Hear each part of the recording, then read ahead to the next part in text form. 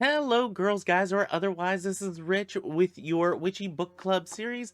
We are going through lesson 11 of Modern Magic, the 12 lessons in the high magical arts by Donald Michael Craig. If you would like to get your copy, it is an Amazon link. I will warn you about that. And I do suggest that you get your copy from an independent bookseller or local witchy shop, but you can get your copy in the description box down below.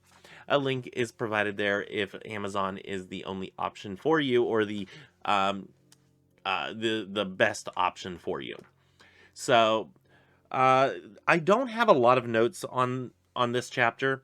This chapter is very ritual based. Let me get rid of my coffee over there.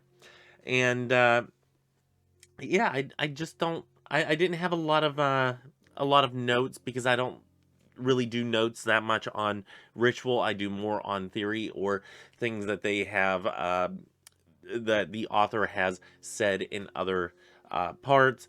But we're going to get through the lesson 11, not chapter 11. We're going to get through that, and then we're going to proceed on to lesson 12, and then we are proceeding on to our next book study, which is the Temple of Shamanic Witchcraft by Christo-Pagan. So if you need that copy as well, there is also going to be an Amazon link down below. I do want to pre-warn you that I am feeling a little stuffy today. It's kind of odd. I don't have allergies, and I don't want to think that my body is changing and adapting to allergies, so I am consciously ignoring the possibility that I might have an allergy to pollen and whatnot. So we're just going to assume that I don't have allergies. I might just have sniffles, or that I just sniffed in a little bit of dust around the house and whatnot. And we're just going to go about our business saying that I don't have allergies. No. I also want to thank our patrons on Patreon. Thank you, Linda and Sophia, for being patrons on Patreon. If you would like to be a patron on Patreon, you can hit up the link down below. That is that does support our goal of having a Christo-Pagan church here on YouTube. And if you would like to donate as little as $5 per month, you get early access and whatnot, and you get to have deciding factors in the creation of this church and what we do, at least in the early stages. So, thank you, Linda and Sophia, for contributing to that. I do appreciate it. If you would like to contribute to my personal household funds, the funds that keep this channel up and running, the funds that help keep the lights on and whatnot, food in my stomach, and taking the dogs uh, to vet appointments and whatnot, as I this is actually weird because I'm recording this before I'm recording the Terror Talk Tuesday, but Tonks is fine, and it was a large expense. But she is totally fine and everything. Anyway, yeah, so a little time travel there. Anyway, yeah, you can hit up the link down below for the eBay store. That is my personal eBay store, and you can hit up that. If you don't have the funds to help support me or this channel, that is fine. Hit up the subscribe button right over here. It's been a little while since I've made videos. I'm a little rusty at this. Hit up the subscribe button right over here. Hit that bell notification so you get notified whenever new videos come out. Hit that like or dislike button. Doesn't matter to me. All appeases the algorithmic gods of YouTube. All hail the algorithmic gods of YouTube. Hit up the comment section down below if you have something to add or take away. Maybe I missed something in this lesson that I should have addressed. And we can have a longer conversation down in the comments. And if it is safe for you to do so, consider sharing this on your social media platforms. I do have a little bit of a stutteringness today. Let's have some coffee. I didn't get much sleep last night, and it's going to show. I'm actually making all 4 videos for this week in one day because this is the only day that I have off until next Sunday. So, kind of odd. Anyway, We start off this lesson in our grandest tradition, like we usually do, going on the first sentence of the first paragraph and going, seeing what the author has to say about that and how it reflects the rest of the rest of the lesson. I'm going to slow down on my speaking because I'm starting to trip over my own words. He writes, as I have previously described, there is an old legend that when Moses first ascended Mount Sinai, God gave him the secrets of the Kabbalah. This kind of reflects the overall essence of the lesson in its entirety. Much of the lesson is on secrets and how we don't get the secrets from from individual sources, and that's the be all end all. No, that's not how it works. It is a collective thing, and we're going to actually discuss that more in the coming quotes. Overall, I think it kind of uh, gives a good overview, but this each lesson is in different parts, so it definitely gives a an overview of part one. I think that it describes part one overall in a good light. Anyway, this is on page 371, by the way. I'm sorry. He also writes, also on page 371, most common people are unable to think for themselves or actually choose not to do so. And I like to challenge this with many individuals with challenging questions, maybe something that we have thought or believed most of our lives that has been ingrained in us for our entire lives needs to be challenged. And I do try to challenge people into thinking outside of where their comfort zones are. I think this is how we get to be better individuals, better people overall. And I think this is a good challenge to give yourself as an individual. So I would challenge you to not be one of these people that are unable to think for themselves and actually just, choose or choose not to and doing only what you're told. Uh, Challenge the current concepts, the current dogmas and doctrines of a faith-based system that you yourself may be in, whether it is Christianity, Christo-Paganism, or paganism, or anything in between all of those. Challenge yourself to get outside of that comfort zone, just even for a little bit. Challenge those ideas, challenge your approach to your faith, and sit in that discomfort. Even if you end up coming back to your faith in an honest way, at least you came by your convictions honestly. And sit in that discomfort to come to those conclusions, to say, yes, I've challenged these ideas and I still think, believe, and feel that this is correct for me. At very least, you've come by these convictions honestly, instead of being one of these drone type of individuals that will just do what they're told. Anyway, moving on to 372, he writes, the ultimate magical wisdom cannot be communicated to you by any person or group. And I started to talk about this earlier, where, the way that we get our secrets, our knowledge, our wisdom is from a collective. It's not from one faith-based path or faith-based practice. It is from a collective of looking at different religions or faith-based systems. You can look at Christianity and you can see certain parts of that, especially as Christo-Pagans out there. We look at certain things in Christianity and we're like, oh, I like and resonate with this, and I want to keep this in my practice, in my path. And then we look at Wicca, and we're like, oh, there are certain things in here that I really resonate with, that I really find to be true for me or true in my practice. So therefore, I want to keep those in my practice.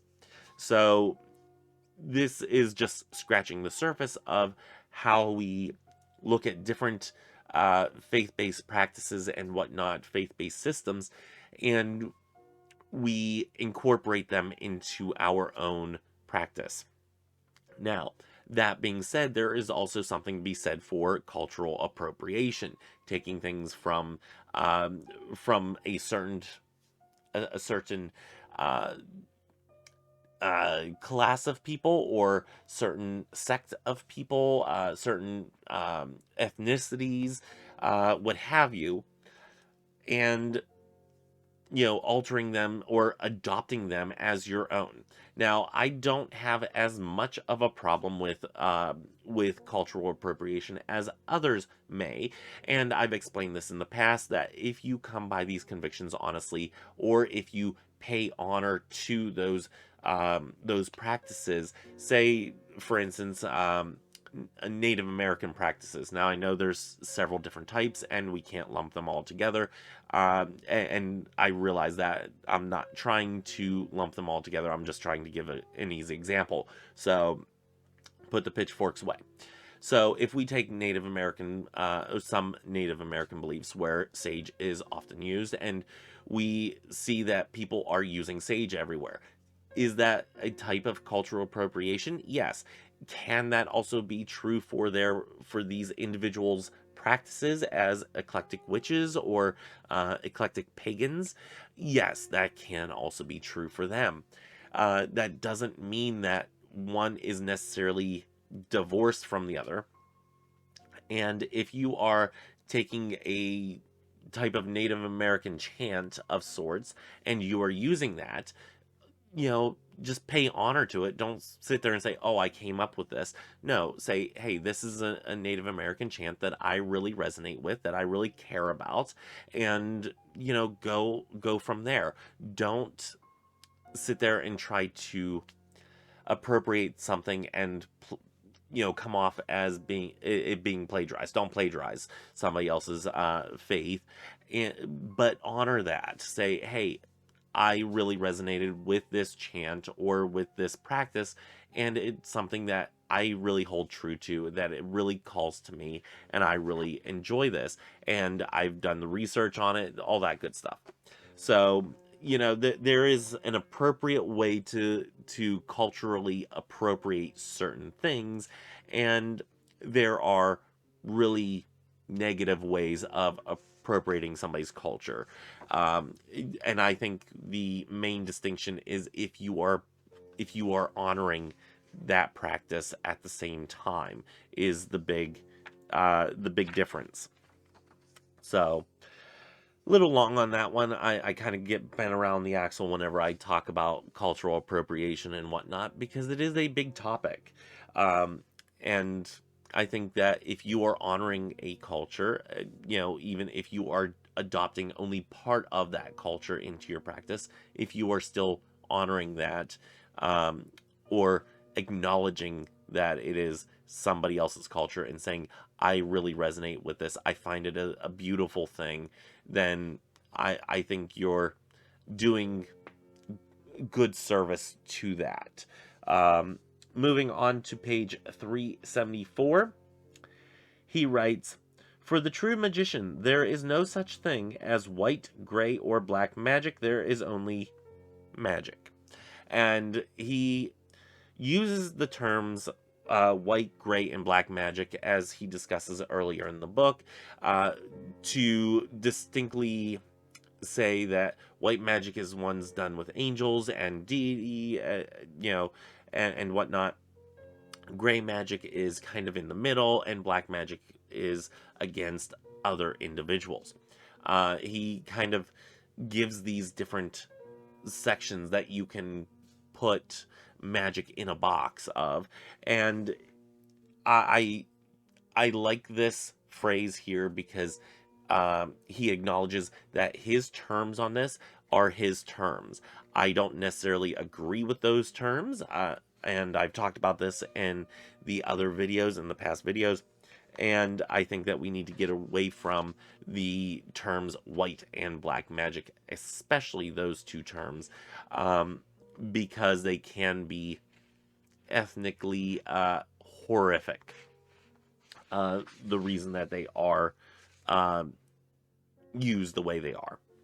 Anyway, moving on to page 377, he says, if you find yourself frequently thinking you are under psychic attack, even though you have used the techniques described earlier in these lessons to rid yourself of such attacks, you may have to look at yourself as the cause.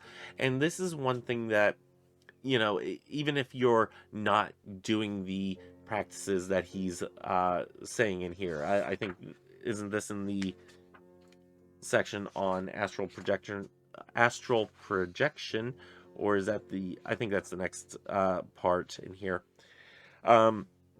But whenever you are doing any type of practice and whatnot, even if you're just reading occult stuff, if you think you're under attack for, because you're outside of, Christianity, and you're reading on this stuff and whatnot, if you think you're under attack, probably not. It's probably something in your head, or in your I don't want to necessarily say in your head, because that's not necessarily the right term, but it's probably something where you think you might be under attack, so therefore you are under attack. You're under attack because you're causing yourself to be under attack. It's not because of an outside influence or something of that nature. Sometimes we let our own guilt get to us. And I find this something that happens whenever we're looking at people who used to be Christians. I find this more often than being legitimately under attack. So I want to stress that let's roll out the, are you causing this first? Let's roll that out before you start, putting up barriers and saying, oh my gosh, all the psychic attacks since I've opened up to this world and whatnot. No, not necessarily being under attack. You're just, it can be psychological. It is more of the term that I wanted to utilize, and the words were escaping my brain. Let's move on to 384. And before we do that, I also want to say that this could be part of shadow work that you need to take care of, ties to different individuals or different thought forms or different thoughts of what is necessarily good or bad for an individual, that you need to examine further than it is actually somebody or something attacking you. It doesn't necessarily even need to be it doesn't need to be a chemical imbalance in you. It's not necessarily that you're going paranoid. It's that you might just need to do some of this shadow work and see why you're feeling guilty about something, or why you feel about something the way you do. It's not always an outside influence. So, moving on to 384, he says, but once you achieve the ability of projection, few of the books discuss what to do with it. And I find this very true. You can read books on astral projection and they tell you how to do it, and how to have that out of body experience. But once you're out of that, once you're out of your physical body, what do? And there's not much out there on what you actually should be doing then. Part of what I do whenever doing astral projection is I go to my ritual place. And I've done this for years, where I have my own little astral altar temple setup. And it is specific for me. It's not necessarily something that is, one size would fit all for it. And, as I need stuff, it is there. you can do ritual in this space, in this astral space, and it works just fine. You don't need any actual physical tools to work in this astral space. Um, but yeah, most books that I've seen, they don't elaborate on what to do when you're astrally projecting to someplace. Do you go to the Louvre to see the Mona Lisa? Apparently, there was a cake incident, which is kind of unbelievable. And I just heard, an offhanded thing about it, and I saw a little video about it, and I have no clue what's really happening there. I kind of want to know more, but I didn't get to research it yet. Anyway, do you go and visit a certain area within the physical world? Do you take your astral self to that area? Do you visit family and friends? Do you hold ritual? Do you communicate with the dead? And the answer to all of this is yes. You can do any of that, but there's not really any guidance whenever that I've necessarily seen in print. It could be in one of these many books behind me that I haven't gotten to read all the way through, but I haven't seen much on when we're talking about astral projection, what to do once you're out of your body. And I would like to hear from y'all if you are a astral projector, or if you do it commonly. What do you do during astral projection? Do you go on a walk on a beach, or what do you do? So I know for me, I've gone into ritual and whatnot, and that would be my primary use for astral projection. So anyway, let's move on to 397, where he writes, how do you find out this angel's name? The answer, just ask. And I have a note here that this is the same thing goes for deity. I can't tell you, whenever we were on the Pagan Perspective, how many times we've gotten a question of, how do I find, what deity to work with, or how will I know that this deity wants to work with me and whatnot? And the answer is fairly simple. You ask. If you want to work with the Morgan, ask. If the Morgan is calling you to work with her, or if you have some random deity coming to you and you don't know who it is, ask. It is so simple to ask a question, and you should get an answer. Most of the time you will get an answer. I would venture to say most, and that might be hyperbolic, but you could get an answer if you just ask, instead of just tiptoeing around it and saying, hey, you. It is incredibly uncomfortable of a situation to have to ask somebody, who are you? I am very fortunate that whenever I finally found Sophia, or whenever she found me, I've told this story before, where, it was like she was standing at the edge of circle, just awaiting me to come to the point where I was ready to accept a goddess into my practice. So, she was there, and all I had to do was acknowledge that, yes, I am ready for this. And, she stepped into the circle. So she wasn't going to come in without me being okay with her coming in. So, not very forceful or whatnot, but very much what I needed and what I still need.